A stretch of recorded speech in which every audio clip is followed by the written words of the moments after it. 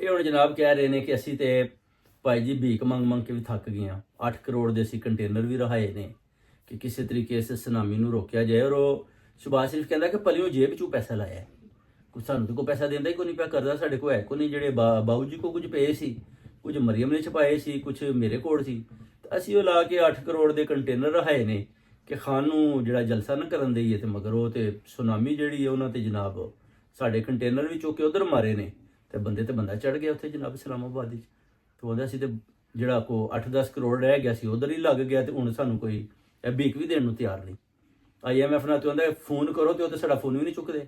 ਉੱਥੇ ਗੋਰੇ ਨੇ ਕੋਈ ਗਾਲਾਂ ਕੱਢ ਦੇ ਕਿ ਭਾਈ ਖਬਰਦਾਰ ਅੱਜ ਤੋਂ ਬਾਅਦ ਇਧਰ ਕਾਲ ਕੀਤੀ, ਤੁਸੀਂ 2 ਅਰਬ ਦੇਣਾ, ਤੁਹਾਡਾ 2 ਅਰਬ ਕਿੱਥੇ ਹੈ, ਜਲਦੀ ਪਾ। ਤੇ ਉਹ ਕਹਿੰਦਾ ਕਿ ਮੈਨੂੰ ਤੇ ਹੌਸਲਾ ਨਹੀਂ ਪੈ ਰਿਹਾ ਕਿ ਭਾਈ ਕਾਲ ਕਰੀਏ ਤਾਂ ਉਹਦਾ 2 ਅਰਬ ਪਾਇਆ ਹੀ, ਦੂਜੀ ਤੋਂ ਗੱਲ ਹੀ ਨਹੀਂ ਸੁਣਦੇ ਭਾਈ ਕਿ ਹੋਰ 7 ਅਰਬ ਤੁਸੀਂ ਦੇਣਾ ਹੈ। 7 ਅਰਬ ਦਾ ਉਹਨਾਂ ਕਿਹਾ ਤੁਸੀਂ ਕੀ ਬਣਾਇਆ, 2 ਅਰਬ ਪਾਓ ਔਰ ਜਲਦੀ ਪਾਓ। ਉਹਨਾਂ ਦੀਆਂ